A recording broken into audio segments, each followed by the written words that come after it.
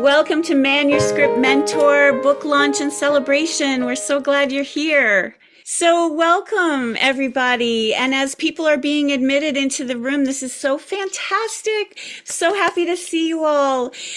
We have five authors, 4 books, and an anthology that are all this month and the beginning of next month being launched into the universe. So you're here and helping us cause a great ripple throughout the universe of all this good writing and good knowledge. And my name is Suze Allen. I started Manuscript Mentor about 15 years ago, but I've been doing this kind of work, editing, writing coach, cheerleader, midwife, and doula for writing and books for about 40 years with books and plays and all kinds of genres. So this is a high point in the trajectory of Manuscript Mentor to have 5 authors that in some way have been involved with me and my services as their humble person to help them and assist them. So that has been super exciting. So this is a big night for me to support all of these 5 authors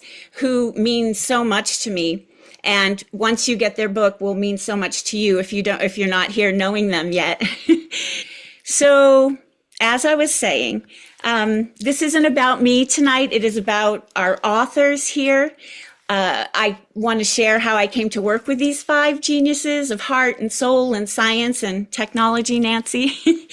I started Manuscript Mentor about 16 years ago, having been hired as a writing coach, and was signed on as a co-writer for the Time-Starved Woman's Guide to Emotional Well-Being, Tools and Strategy for Balance with S.D. Shanti. And she was the one that said, you need a business for this instead of just like Suze Allen, editor, coach, cheerleader. So she got me launched as a company, Manuscript Mentor. But it's work I've been doing for about 40 years. And today is a high point for me in my career and also in the trajectory of Manuscript Mentor, hosting a virtual launch for 5 compelling, mesmerizing, titillating, raw, electric, genius, heart-building, soul-building, mind-expanding, and knowledge-giving writers. I would just like to give a big welcome to Nancy Ankowitz, Neil Jamerkibuk, Jeannie Drevis, Lisa Stathopoulos, and Peter Welch. Let's give them a round, and then I have a few more things to say. It has been an honor to serve each one of you. Some of you, I was your editor, some your writing coach, your writing instructor, your shiro, hero, journeyer, and your book midwife. And it has been an honor and a pleasure. All right, so I am done, and we will start with the stars of the show. And our first star of the night is, is Lisa Stathopoulos. And Lisa is one of my best friends from life for over 40 years, even, I guess, we were in the womb friends. And I've been honored to be her editor and for a couple of things. So Lisa, thank you for coming and congratulations on Chimera coming out, and take it away. I'm going to jump you into behavioral ed. It's my second memoir. It comes out November 27th. It's called Chimera, A Shapeshifter's Journey, and this chapter is in the middle of it. It's called I Want You. Who the hell does she think she is? Why is she saying that? She's intense. Yeah, I know. That's what most of us are thinking, but she shouldn't be saying it out loud. Someone needs to put a lid on her. She doesn't get it. This is the way it is. Go with the flow. Make no waves. Wow, how unsurprising people are. They misunderstand me. I feel their looks. I could dine for weeks on their lush contempt. I guess it's no wonder I've never fit in. Since childhood, I've been all angles and sharps, wiry with hard edges. Pair that with a dark and sulky mood. I can't help seeing everything that makes no sense. There's so much I don't know how anyone can miss it. I built a fortress around my soft underbelly, easy prey for the ruthless. I don't easily trust, and I don't suffer mean people or fools. But it turns out this is a huge asset in my second career in behavioral ed. She's the effing shit. I bet she can't stand Connolly either. She says fuck. I've heard her. Says it under her breath all the time.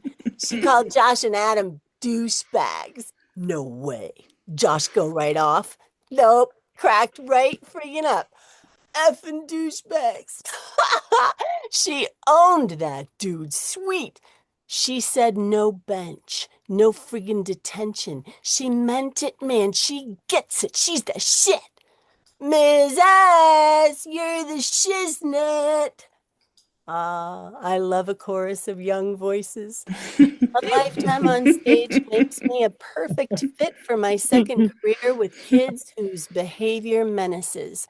Acting is the study of human behavior, after all. I've been training formally and informally all my life. Screw you, dude! Ms. I heard Kelsey screaming obscenities from down the hall, and I picture her taking the B-wing stairs 4 at a time. Mrs. Connolly fucking sucks big time. Not go back to his fucking class ever again. This for the entire English wing to enjoy. I meet her halfway. I dismiss her present resemblance to Freddy Krueger. Okay. House, I hear you. You don't need to be in Mr. Connolly's class today, all right? Want to chill in Gamma for a bit? She slams onto the floor and wedges her slim frame into the corner. Note to self, sit in on Connolly's class and find out what's getting in Kelsey's way there. Second note to self, I already know what. I'd melt down every day if I had to stick it out with Connolly. I didn't punch people or walls or spend time in juvenile detention as a kid, but I was a bit of a behavior problem myself. Teenagers lean this, especially teens with amygdalas the size of turnips due to past traumas and lives that have taught them to keep on high alert. Authenticity is their game, and they instantly recognize any charlatan in their midst. Ms. S, you can't stand Connolly either. I can tell. Jesus, their shit detectors are friggin' accurate. Kels, that is not true, but I do get your frustration with Mr. Connolly's style. Let's work on what we can control, okay?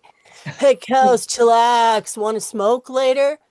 Jake, if you want to discuss weed or any other substance, we can do that. All right. If you want info on what the crap you put into your body does to it, I'll happily give it to you. But we're not going to tell war stories or plan after school drug meets in here. Okay. Remember? Is cement ciggies. Okay, Jake. Yup. And I am 1 day old. Ms. S, you're pissed. I am not pissed, Jake. Just reminding, you know the Gamma rules. You smoked back in the day, Ms. S. You admitted. Drink. Enough. I suck at concealing my smile. I have always passed the rigorous intuitive tests of troubled youth. Incredibly, there's a place other than the stage where I fit in, helping the pissed off, razor sharp, What? It amazing, would not let me frequent in. flyers, I don't know how. I mean, I'm vice sorry. principals' I offices, I and don't even have terrify my. everyone else. I I don't want know how to these even. monikers of theirs, frequent flyers, bad kids, to become obsolete. I want them to have a safe place. I want the world to see they're not bad. Bad shit happened to them. They lack certain skills, have problems not yet solved, and we are bad at seeing them, understanding them, helping them. I want people to know how incredibly good, incredibly wonderful they are.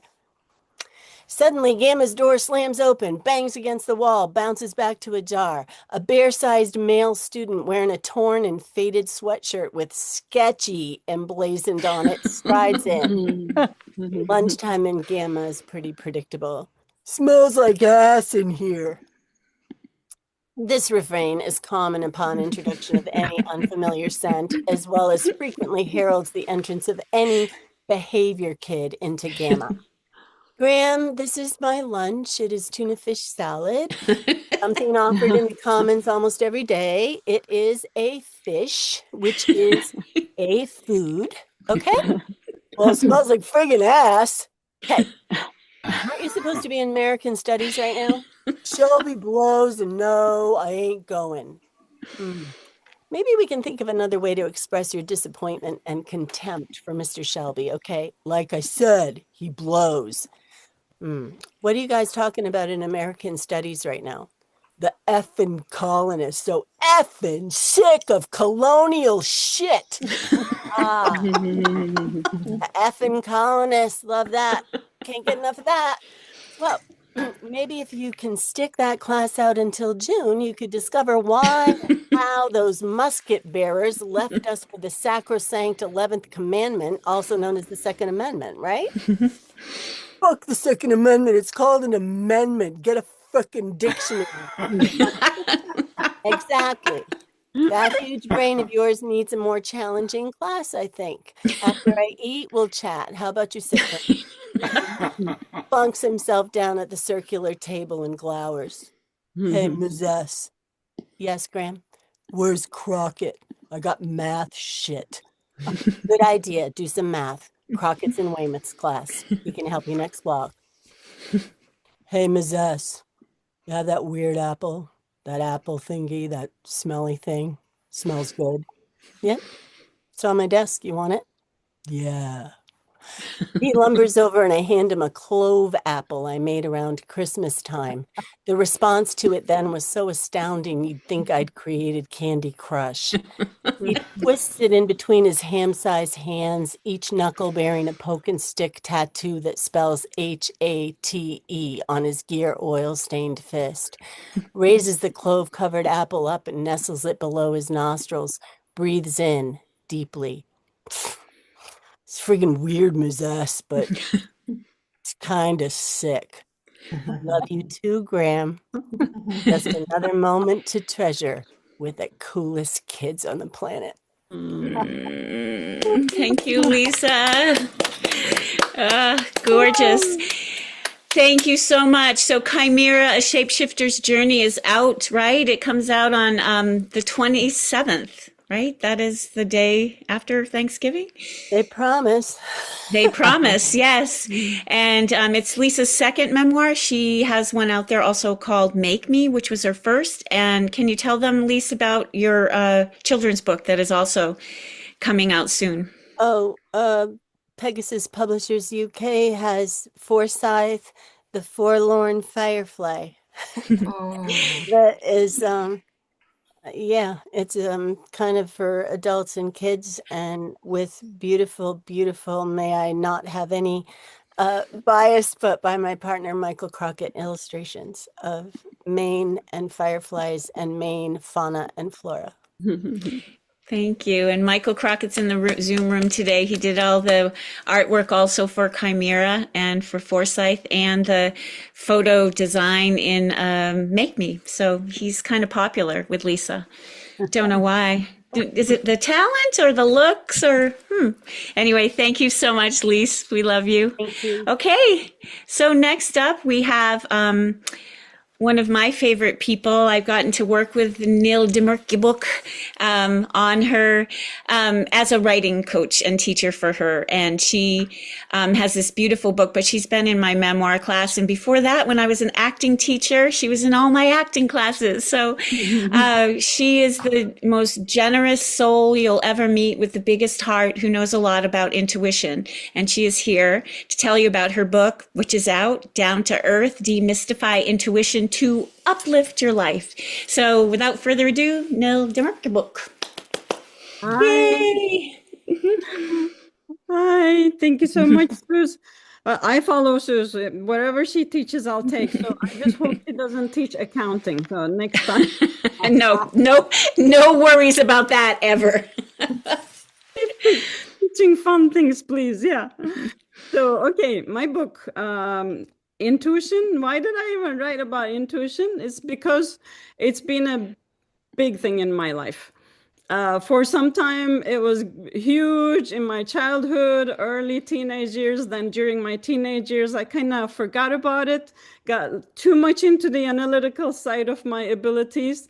Then in my early 20s, intuition came back with a life-changing event and reminded me of its presence. And ever since, combining my analytical side and intuitive side, I've been really curious about it, looking into science and research about intuition, studying with as many teachers I could find, and reading all the books I could get on intuition, and then eventually going into doing sessions with people, intuitive guidance sessions with people, one-on-one, one-on-two, three, and that expanding into, well, why don't I start showing them this is something they can do for themselves instead of me helping every time, and that leading to teaching, facilitating, people accessing their own intuition, which then led to this book. So it just came out about 2 months ago, and I am going to read a section about an exercise in the book. I have exercises, client stories, and this one particularly is a favorite of my husband, my husband, who is actually a mathematician, logician. So coming from a logic math guy, he said this is his favorite exercise in the book. So I'll see what you think about it. Okay. And here we go. The title for the section is Intuition Precedes Our Conscious Thought Chain. I have designed an exercise for my students, which I will share in detail in chapter 7, but used to illustrate a point here, in which I show them pictures of people whom I know well, but my students have never met. I let them look at each picture for a few seconds, then ask them what character traits they're picking up about the person in the photograph. Once during this exercise, one of my students said, "This person really likes money and material things." I pointed out that this sounded more like a judgmental statement than intuition. I asked her if she had any prior thoughts that made her come to this conclusion. She thought for a few seconds before saying, "Yes, I thought that he probably could afford a nice car and a fancy house." I told her to imagine pressing the delete key on a keyboard, erasing that thought. Then I asked her if she'd had a previous thought leading to the one she'd just mentioned. She replied, "Yes, I thought he must have a good degree from a good university." Once again, I asked her to delete that thought. I kept asking her the same question as before. What was the thought preceding this one? We went on this way until she could not trace it back to any other thought. Her initial insight we came to was, this person is smart, persistent, and hardworking. Bingo! That is completely accurate, I said. She was so blown away by this that we had to sit quietly for a while to let it sink in. This is the delete method I mentioned earlier. It allows you to retrace your insights back to its original intuitive form. Changing pages here. Training our intuition is a powerful way to help us clear existing prejudices we might not even realize we have.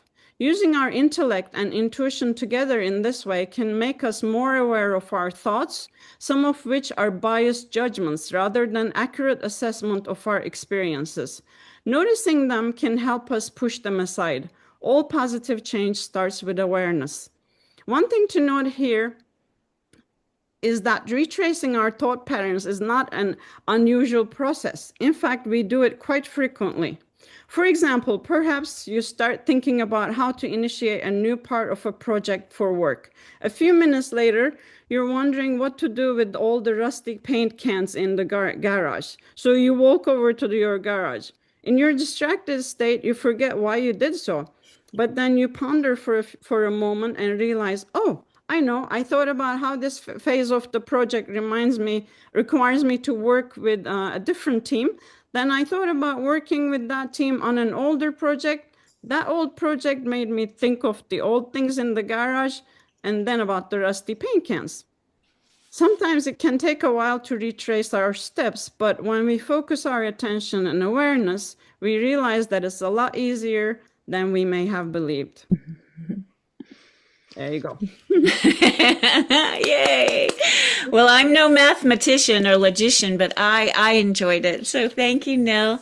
And if you go to my website, I'll put it in the chat. You can also, there's a buy the book button for Nil, and you can find out more about each of the authors there.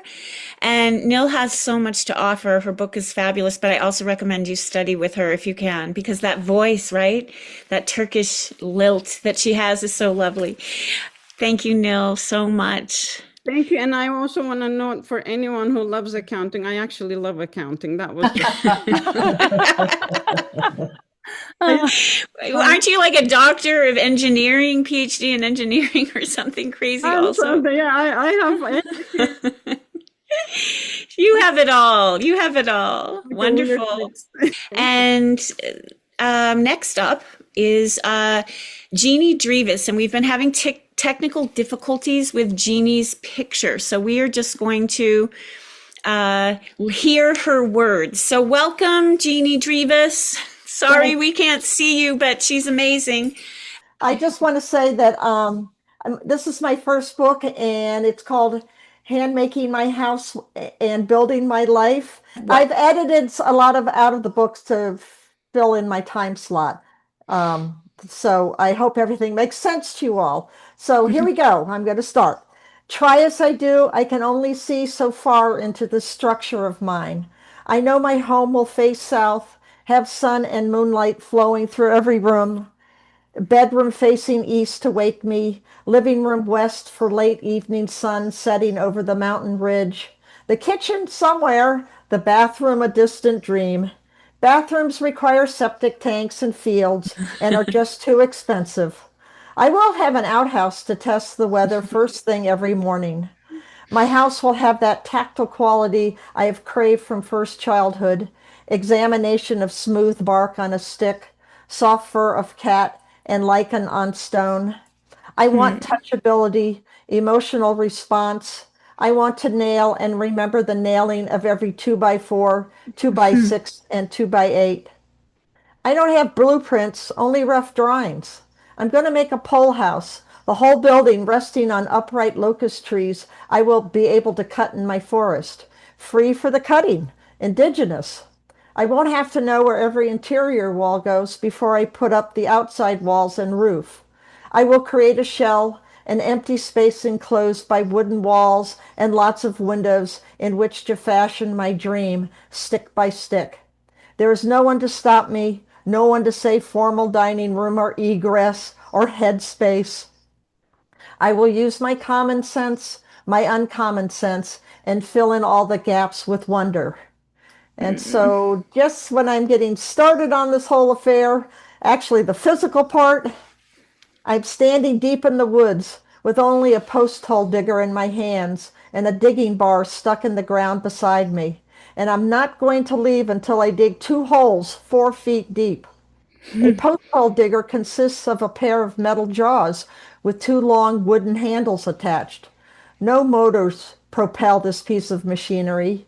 I am the motor as I mightily throw my 120-pound weight to jab the jaws into the ground, pulling the handles apart to push the jaws together, which hold whatever ground I have dislodged.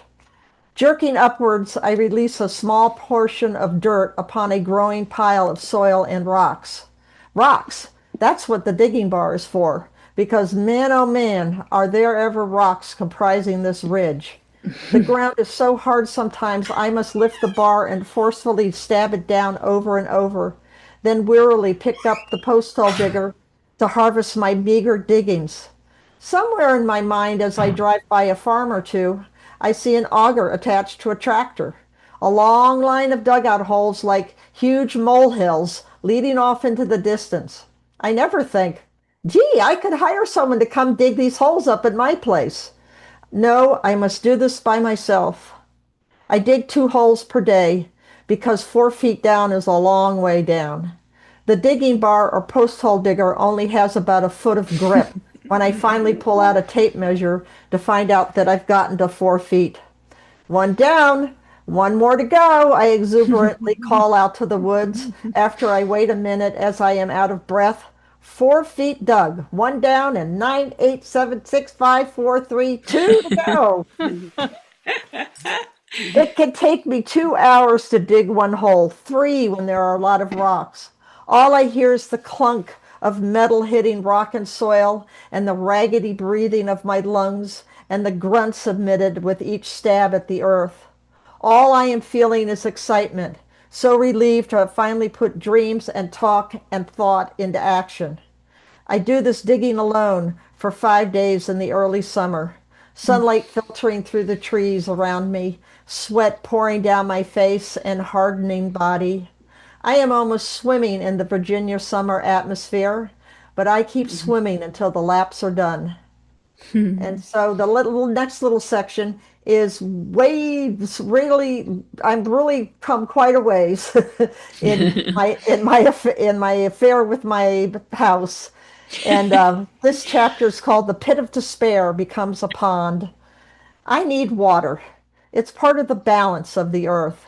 It's where we come from. Every home out here in Rappahannock County wants a stream or a pond. Just because I am up on a ridge is no reason to not want water. A pool is a focal point, the place to stare and dream, to be pulled down into its coolness. I can actually see that those three big rocks sitting out beyond the porch are just asking to surround the pool. The one on the higher end even slopes in a way where I can create a waterfall. I'm going to go the route of my ferro cement hot tub. At least this part is in my cache of accomplishments. I will simply bend reinforcing rod to fit the existing hole, now cleaned out of olive pits and other debris. While I crisscross, the rebar, my husband, I call the Carl tool, spot welds the overlapping rods. I bend and wire on a layer of expanded metal lathing, the stuff used for plastering, the stuff with extremely sharp ends just ready to catch flesh. And they do. My arms already have many scars, and I'm sure more will come. For a very long day, Carl, my sister Nina, and I mix cement and squish it through 2 layers of mesh. No easy feat on the near vertical walls. I've been through this before with the hot tub. The cement bottom looks sculptural as it follows the contours of the rock underneath. No straight sides and bottoms for this artist. I will be able to play with plants surrounding the pool and watch how they grow and gaze at the orange flashes of goldfish or maybe even koi. Maybe frogs could somehow find their way to my wet sanctuary.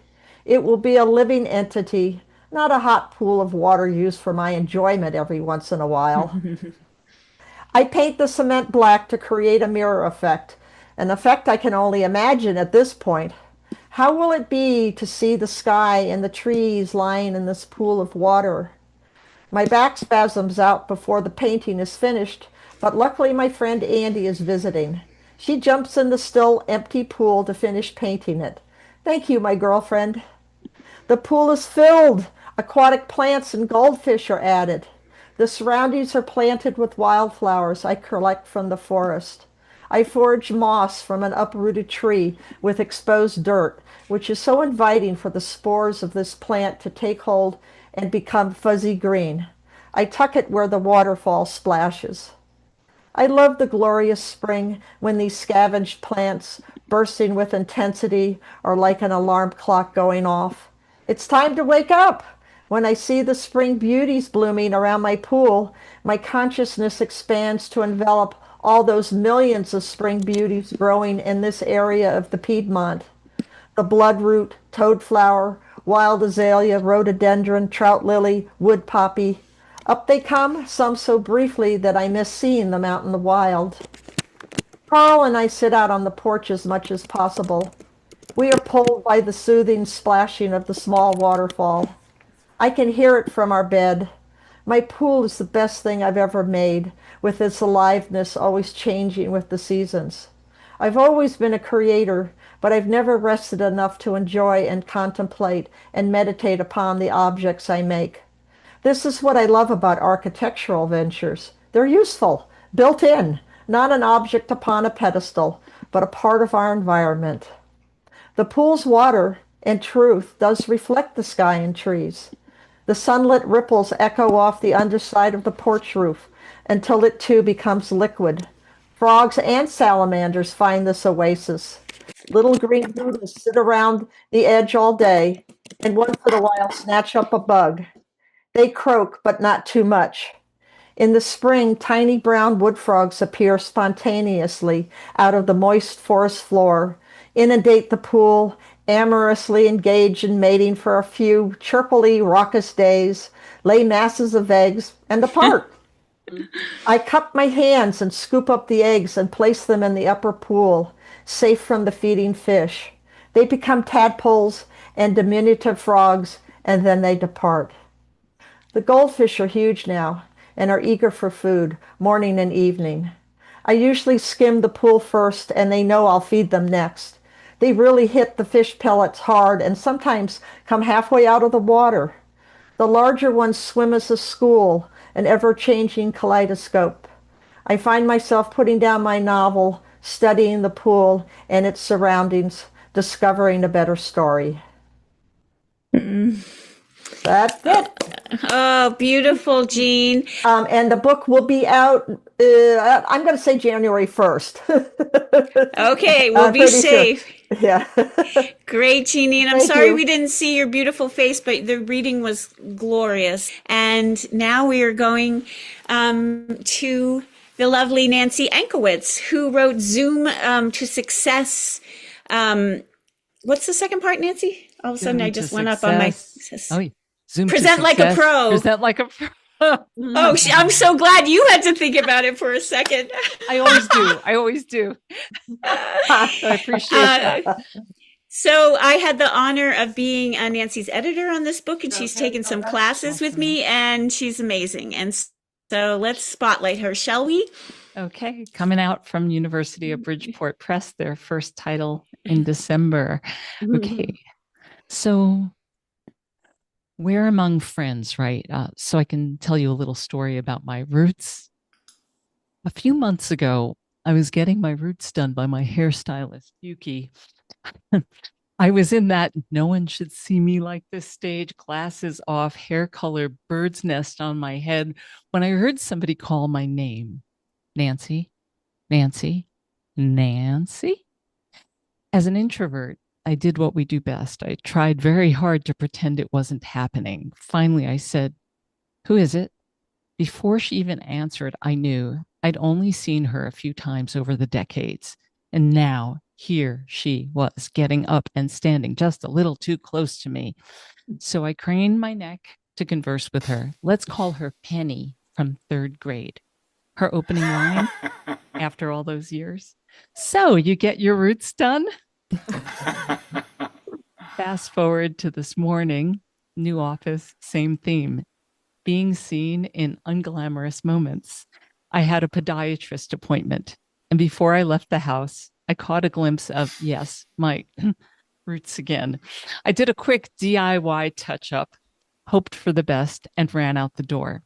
In the exam room, the podiatrist asked, "What's up?" And I said, "I have a new book coming out. It's called Zoom to Success." Over the hum of his machine, he misheard me, frowned for a second, and said, "Doomed to success?" He corrected him. "No, Zoom to Success." And he laughed, we laughed, and said, "Doomed to Success could be the sequel, and you'd have a whole series." And that was it. We were off to the races. Zoom to success, doomed to success for pessimists, bloom to success for botanists, shroom to success for mushroom lovers, room to success for witches, boom to success for boomers, finally unmuting on Zoom. Apparently, I'm drawn to long ooh sounds. Roots, Zoom, doom, boom. You get the idea. Wordsmiths and punters, feel free to add your own blank to success in the chat. Most creative ones will win a free copy of my book when it comes out. Jokes aside, that misheard title is the heart of my book. For a lot of people, especially introverts like me, Zoom can feel like doom. All eyes on you, stuck in a little box, staring at your own likeness, trying to get a word in edgewise. Zoom to Success is about turning that doom feeling something closer to bloom. Simple, practical ways to feel calmer, clearer, and more yourself whenever you're on camera. And because I still sometimes struggle to get in a word edgewise, at least when I'm not busy trying to be invisible, I wrote the book I wish I had years ago. And since we're among friends tonight, here in a different kind of salon than Yuki's, a book salon, my invitation is simple. Think about your own roots, the experiences and stories that give your voice something worth saying. The next time you're on Zoom, I don't want you sitting there awaiting everybody else's judgment. I want you standing on your roots, on the message you're there to share, and the people you're there to inform, persuade, educate, or inspire. From those roots can grow a steadier presence in that little Zoom box and maybe a lot less doom in your Zoom. Well, so good, Nancy. And I was joking when we were setting up before everyone came. I edited her book, and I probably have the worst background, the most weird light, everything going wrong. So don't worry, I am getting the book, and I'll brush up for my future Zoom presentations. And the sequel then is it's all about connection, not perfection. I'll leave you with that. Perfect, right? And we're connecting, and so lovely, Nancy. And so up next, we will have our last and final presenter for the evening, the author, Peter Welch.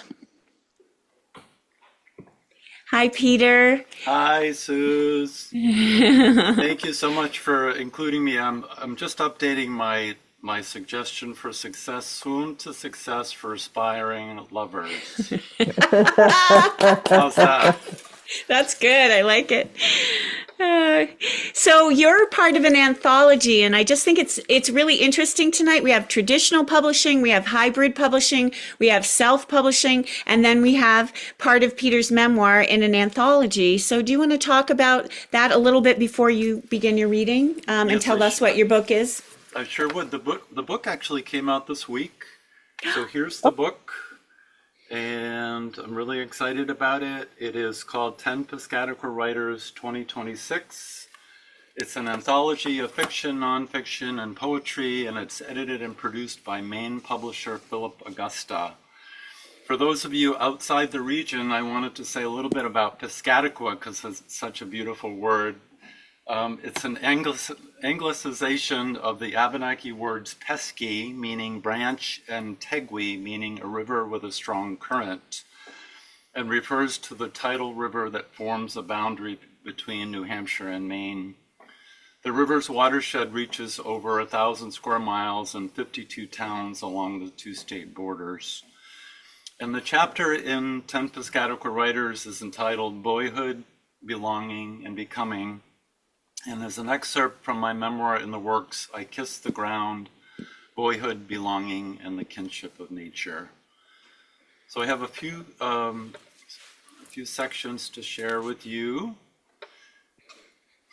We boys snaked through the entrance of Moody's store, single file, searching for our dads. Louis, from behind the counter, without looking up from perusing the York County Co-Star, points to the back.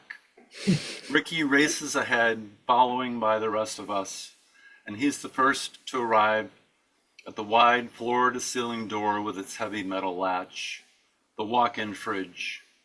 He lifts the latch, and we make our way in. Along with Bimmy, the store owner, our dads are there, standing in a semicircle, facing the entrance, each nursing a Bud Light. One by one, we take our places in the tidy, frigid space alongside crates of milk, eggs, cartons of wine, and stacks of beer. Our presence expands the arc, now becoming a circle of boys and men standing close. I quash the urge to shiver.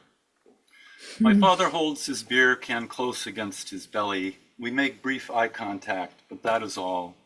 He seems embarrassed that I have discovered this curious hive where he and his cronies gather, talking about whatever men do while they tend to their beers so early in the day. For a few minutes, we stand around and gawk, making small contact.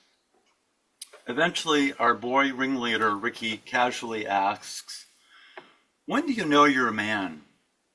And one of the other boys blurts out, "Pubic hair," and everybody chuckles. Then Ricky, his head held high, proclaims, "Well, I'm a man then." Another round of laughter.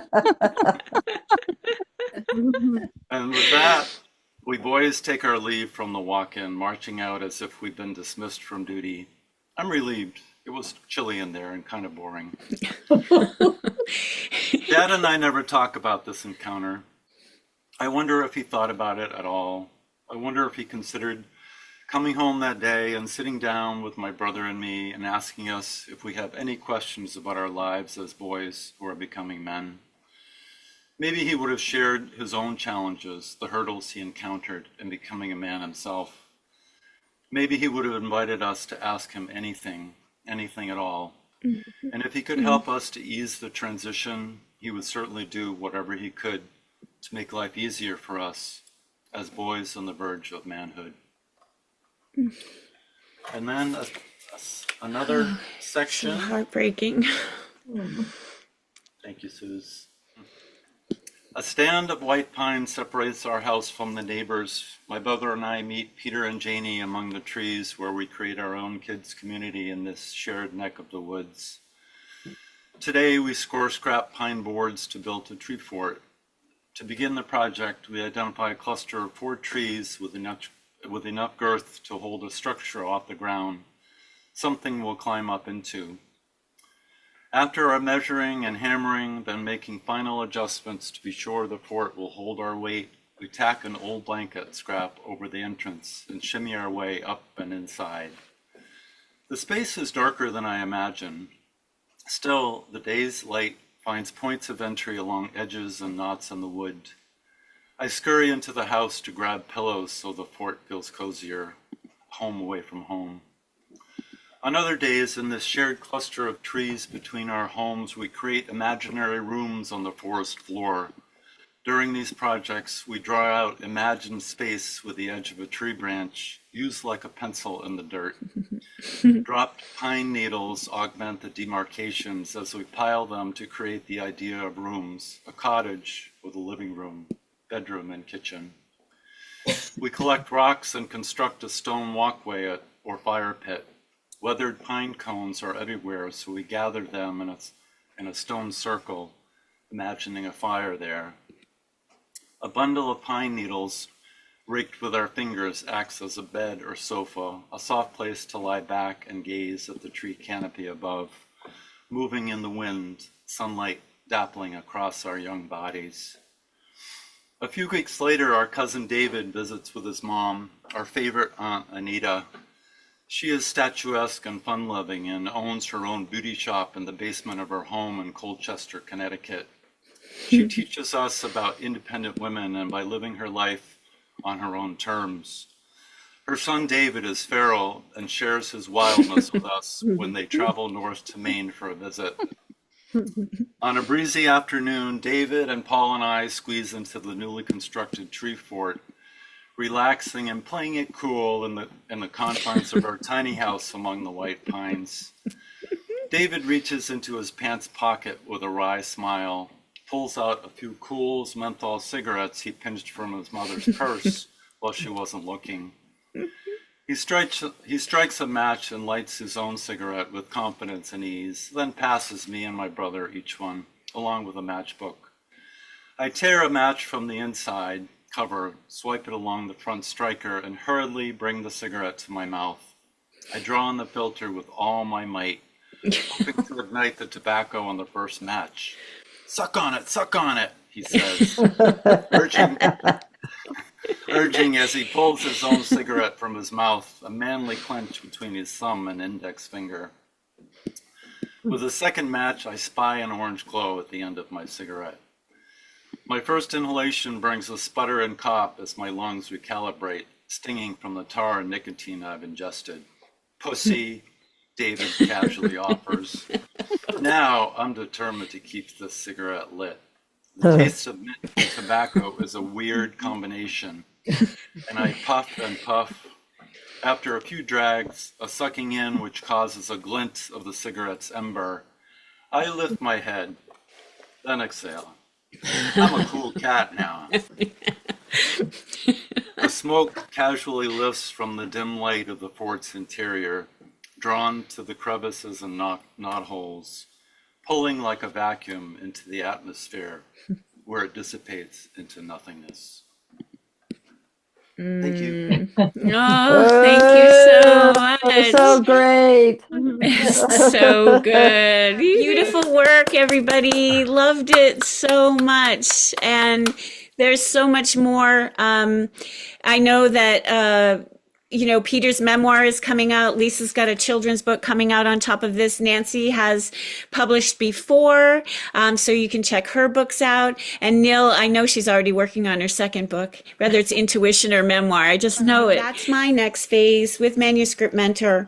I am going to be doing at least a once a month 3-hour writers and wannabe published people and illustrate illustrators to come and be able to talk process, to talk through what's going on and not actually share writing, but talk about these kinds of things that get in the way and offer each other tools.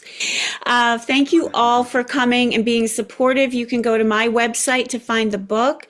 And it was a pleasure having you all here. Okay, have a good night, everyone. Bye.